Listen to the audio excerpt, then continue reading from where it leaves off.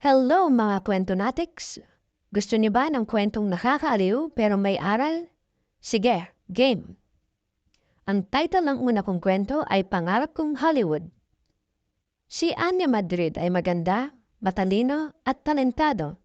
Dati siyang commercial model na sumali sa isang reality TV show at nanalo ng first place. Since then, sunod-sunod na ang projects niya. Pumirma siya ng kontrata sa isang sikat na TV station at mula noon ay umarangkada na ang kanyang career. Lumabas siya sa mga teleserye at movies kung saan lagi siyang nasa top billing. Wow!